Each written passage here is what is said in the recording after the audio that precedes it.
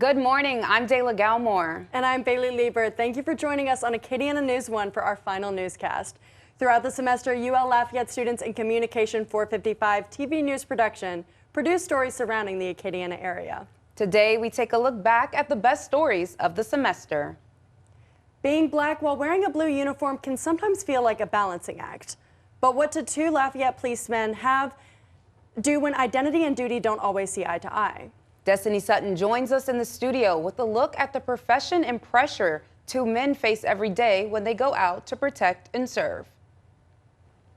They put on the uniform every day, but still get questioned by the people they serve and the people they serve with. For officers, being black and blue is not an easy task, but more like a constant balancing act. When people think about the word police officer, they often think of the words protect and serve. But for African American officers, that can be a difficult line between duty and identity. The first officers here made history, but for two officers, being black and wearing the badge still comes with its own battles. According to Major Michael Brown of the Lafayette Police Department, the absence of law enforcement in his youth fueled the fire to his future. There's a lot of things that I saw that I didn't like, a lot of things that were done that happened, and law enforcement was never around. Lieutenant Don Tebow, also of the Lafayette Police Department, says that he joined in the 90s, hoping to be the blueprint for future generations of officers. I'm hoping that I can make, as a black male, that I can make it easy for somebody else that's coming underneath me, that they can see that this is a profession that, as an African-American male, that you can go into and that you can compete as well as any of your counterparts. Which for both Brown and Tebow is easier said than done. You're going to make some enemies within the department if they don't like what you do. So a lot of departments will rather you not tell the truth. They want you to navigate the blue line, and at some point the blue line becomes fuzzy. While Tebow says, coming from other African Americans that are not police officers, they think of us as basically a sellout to our race. And I beg to differ. We are there to actually support the race and to be a voice for them. This is one of the things that is common, especially in this police department, and other black officers has gone through this. There are people will say, I think you'll do better in this department or this section because that just kind of fits you. What they're saying is, we really don't want you in this section because you're going to mess up our good old boy deal that we have going on. Although sometimes the reactions can be personal. I got family members, they hate the police until they need the police. And I know that, I understand that. That's the same way with the citizens. They hate you until they need you. Even so, all of the officers choose to keep their eye on the main reason they protect and serve. When we get that thank you from that family member that just lost their loved ones from a homicide or a tragic incident, and we get that thank you, that's the biggest reward that I get. Destiny Sutton, Acadiana News 1. In a few weeks, 3 St. Landry Parish schools are set to close. Parker Romero takes a look at the impact the closures may have had on students and teachers. With 3 St. Landry Parish schools set to close their doors for good, I spoke with Superintendent Milton Batiste to help get a deeper understanding on why this is the case. Absolutely, it's going to be a change. So number one, these students that are transitioning to different schools and different sites, whether it's Opelousas, whether it's Washington, or whether it's Eunice, our main drivers are academic related. Batiste believes that these closures will facilitate a positive experience for the school district, as it is expected to impact nearly 300 students and several teachers. So with Opelousas right now, we know we've had some decline in student numbers. So Opelousas Middle currently has about 120 kids or so. Crestwell Middle has about 150 kids. So our plans for next school year, we're going to merge those two populations. In these plans, the St. Landry Parish School Board will delegate misplaced students across the 3 schools to neighboring campuses. Batiste acknowledges parents may be uneasy or frustrated. So I think some parents, for whatever reason, they may have some reservations. Some parents, for whatever reason, are excited. So you get mixed emotions. After the 11-2 vote, all 3 schools declined to comment on their respective closures. Parker Romero, Acadiana News 1. Roughly 98% of college students use social media, spending hours scrolling through influencers and beauty trends, according to a recent Pew Research Center survey. Acadiana News 1 takes a deeper dive into how social media is shaping college students' self-image and its growing influence on the cosmetic industry. Every day, college students spend hours scrolling on social media, but with just one tap, filters can smooth your skin, sharpen your jawline, and even plump your lips. But for many young people, these digital enhancements are becoming real-life procedures. 54 units across my forehead, just for aesthetics purposes. I sit and scowl at my computer all day and just as a preventative. How can I keep my youth? On college campuses everywhere, the pressure to look picture perfect is real. So social media has had a tremendous influence on plastic surgery, especially over the last few years. According to the American Society of Plastic Surgeons, in 2023, over 900,000 cosmetic procedures were performed on adults ages 20 to 29. Because of social media, many young adults are now seeking to replicate the perfect looks they see on their feeds. This comes as no surprise to plastic surgeon Dr. Joseph Lupo. They come to me and they actually show me pictures of people they see on Instagram and things like that. And it's important to kind of give them realistic expectations if those kind of results can be achieved or not. Kennedy Passantino wanted an extreme makeover. In addition to Botox, she's also undergone lip filler. Lip augmentation is one of the top minimally invasive procedures. When I smile, when I would smile, my top lip would just completely disappear. Like I had pretty thin lips and I wanted more just volume, not necessarily big. What inspired her? This random girl on TikTok, and that is like our inspo. It's in my chart. Dr. Lupo says the rise of cosmetic injections can be traced back to a major pop culture moment. Tremendous increase, especially with certain celebrities. Kylie Jenner, for example, when she had her lip filler, when she started doing lip filler, everybody started doing lip fillers. Passantino says it's all about feeling good in her own skin. This is something that makes you feel better about yourself, makes you feel happy about getting out of bed and getting dressed. By all means, do it. Dayla Galmore, Acadiana News 1. Experts say it's important for patients to do their research, choose qualified professionals, and have realistic expectations before undergoing any cosmetic procedure. With new tariffs on the horizon, price hikes on imported goods are affecting multiple industries. But how could these changes impact the local used car industry for buyers here at home? A local auto dealer answers that question and much more. President Trump has imposed a 10% tariff on goods from China and has proposed a 25% tariff on goods from Canada and Mexico. Local used car dealerships are bracing for potential price hikes and inventory challenges as these new tariffs on imported auto parts take effect. Sean Inglesby, the owner and operator of Used Car Factory in Lafayette, is expecting change in his industry. Parts that we use to repair our vehicles are produced in Canada and in Mexico, as well as some of the aftermarket items that we order on Amazon that come directly from China. So those will obviously go up. Certain auto parts and certain car brands may be more susceptible to price hikes. Batteries are very Mexico oriented and alternators are Canada and Mexico. Some of the cars that GM produces are actually built in Mexico and Canada and shipped here. While Inglesby hopes to avoid imposing price increases on the customer base, he fears it might be unavoidable. If we pay $10,000 for a car today and because of tariffs it's $10,250, well then we have to sell it for $250 more. So ultimately the customer is going to have to pay. While the future of tariffs remain uncertain, local car dealerships are bracing for change, hoping policymakers provide stability during this time. In Lafayette, Bailey Liebert, Acadiana News 1. For now, it's a waiting game. But if you're planning to buy a car soon, experts say it's smart to shop around and keep an eye on pricing trends.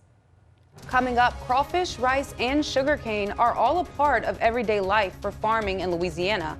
But there's another side to the profession. Acadiana News 1's Elena Barra gives us an inside look. Stay with us. Keeps you busy, but it's setting you up for the real market. We find that most of our UL applicants are really excited about being in this business. Having somebody have the drive and know what's expected of them is important to make sure they succeed. We don't want to set anyone up for failure, and so getting a UL graduate means they know what the job is when they're coming in, so they really want to do it, and that's the ones we want. You don't get traditional homework in the broadcast department. Okay, you're out shooting, You're spending that extra time editing, writing your script, getting it checked. We hire from all over the country, but I love people who have some sort of either schooling or live here because they just want to stay here, and we want to invest in people who want to make this community their home. I really think that if you wake up in the morning and love where you live, you cover things different. This is not just a class you're in. Take it all completely seriously. When you get in front of the camera, put yourself as if thousands of people were about to see you on TV. My name is Bailey Liebert, and I'm from Baton Rouge, Louisiana. I work at KLFY News 10 in Lafayette as an editor, videographer, and a reporter. I also go to school at UL Lafayette. I actually graduate in broadcast with a minor in leadership this semester, May 2025. When I'm not at school or working, I love spending time with my cats and my family. Reporting has shown me the power of community in such a close-knit town like Lafayette. I feel honored to have the opportunity to work in news, and I can't wait to see what the future holds. Born in Houma, Louisiana, raised in Lafayette, this city became home when I was 8 years old. Since my sophomore year at Lafayette High, I knew I wanted to be a TV news journalist. I was that kid who actually loved watching the news, local or national. Staying informed has always been important to me. When I'm not in front or behind a camera, One of my favorite ways of giving back is mentoring young girls and guys through the sport of all-star cheerleading. My favorite part of the stories that I get to tell are the people and communities that I get to connect with along the way. They're the people responsible for our breakfast, lunch, and dinner. But there's a stressful aspect of being a farmer that's unique to the profession that can become fatal. Elena Barra has the behind-the-scenes look on just what it takes to be a farmer. Farming in Louisiana can bring its many ups and downs, with weather, bugs, and many other aspects that are out of the farmer's control. We usually in a tractor for 6 in the morning till 6:30 or 7 o'clock in the evening, day in and day out. Whether it is a rice field, crawfish, or sugarcane farming, the profession of farming never has an average day of work, which can lead a strain on a farmer's mental health. Sugarcane farmer Errol Domingue speaks on what resources are available to aid farmers in mental health struggles. But across the ag industry in America, there have been very difficult challenges with mental health with people, mainly with price-oriented factors. Throughout these struggles, farmers are not alone. Louisiana Farm Bureau Association and the LSU Ag Center are just two open-door policy organizations that farmers can rely on for help. These organizations provide classes on any topic a farmer may need assistance in, and also provide several professional mental health counselors available anytime. They have help with anything from people having mental health troubles to financial troubles to estate planning to general day-to-day farming. With all of the uncertainty that the farming industry can bring into a farmer's life, finding ways to keep a positive outlook on the profession can be challenging, but is not impossible. Some people look at the glass half empty, some people look at the glass half full. It doesn't matter what your profession is.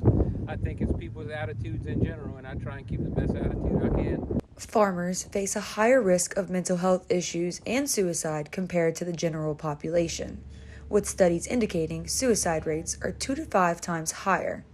Factors like financial instability, weather events, and isolation can contribute to this mental health crisis. You got to be happy in what you do.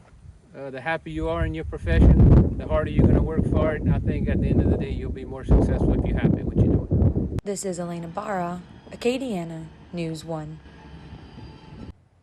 Farmers across the U.S. are feeling the impacts as President Trump's renewed tariffs on Chinese goods take effect. Agricultural groups say the tariffs have triggered retaliation from China, slashing demand and leading to canceled orders, with up to 125% price hike on pork and a 115% increase on soybeans. Major producers like Smithfield Foods are moving away from China, while smaller farms face rising costs and mounting uncertainty. Still to come, finding the best souvenirs and throws for Mardi Gras can be hectic.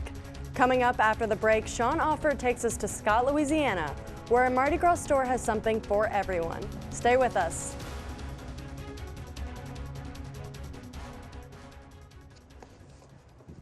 Hi, my name's Elena. Let's Let's go for a walk.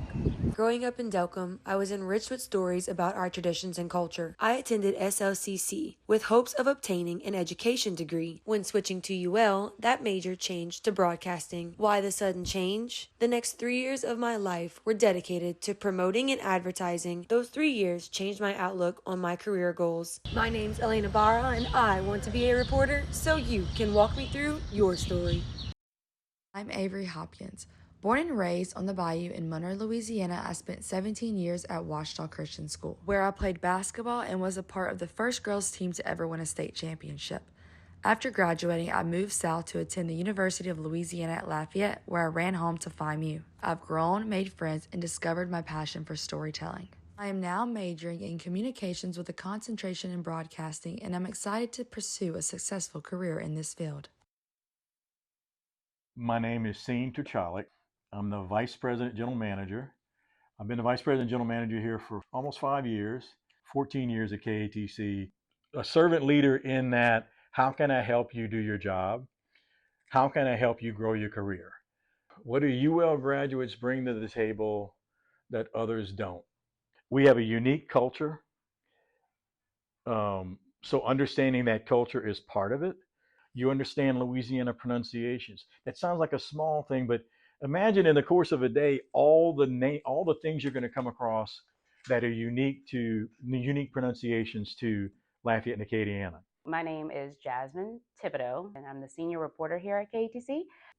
I think with UL, I learned a little bit about cameras, and I kind of built a community there. Local is a big thing in this business. People love that here, like especially the viewers. That's something that you need when you get into this business. You're going to be traveling all around Acadiana. Beads during Mardi Gras are a necessity. As Sean Offord reports, a small business in Scott always stalks for the bigger picture. Running a business is hard, but running a Mardi Gras business during Mardi Gras season, that sounds extremely stressful. This is why I wanted to talk to Craig Spadoni, aka the Bead King, owner of Bead Busters here in Scott, Louisiana, to see how he gets his store ready for such a hectic holiday. It literally takes a year to prepare. So right now I'm currently ordering for next year. And in March, April, May, June, that's when we do all our big orders and meeting with the crews and do their crew logoed items. This much preparation might surprise some people, but according to NewOrleans.com, Mardi Gras has been celebrated in Louisiana since 1699. So this festive, free celebration is taken very seriously, especially here in South Louisiana. Here it is not just about what crews need or want to give away along the parade route. Anything and everything related to Mardi Gras. So that's from float decorations, the fringe, the decorations, home decor, handbags, apparel. But what really makes Bead Busters special is our service, our price, our atmosphere. I mean, we're a fun environment. You walk in here, stranger, you become family. So you're a customer when you walk in, but you're family when you walk out. I'm Sean Offord, Acadiana, News 1. An East Tennessee State University student is well on her way to becoming a doctor, thanks to winning a $40,000 scholarship. Crimson Price has little to worry about as she finishes her studies. She's graduating with, get this, a double major in biology and health science, along with minors in global citizenship and American Sign Language. She encourages other students to apply, saying, if the money's there, take it. $40,000 is so much money, especially when you're paying off these student loans. Oh my goodness. And I'm just so surprised it's from Taco Bell. I mean, I've heard about scholarships from everywhere. I think my friend even got one from Lil Nas X. Well, I love that for your friend. And I love that she said, if the money's there, take it. I agree. Well, thank you so much for joining us for our final newscast. Y'all have a great summer. Thank you.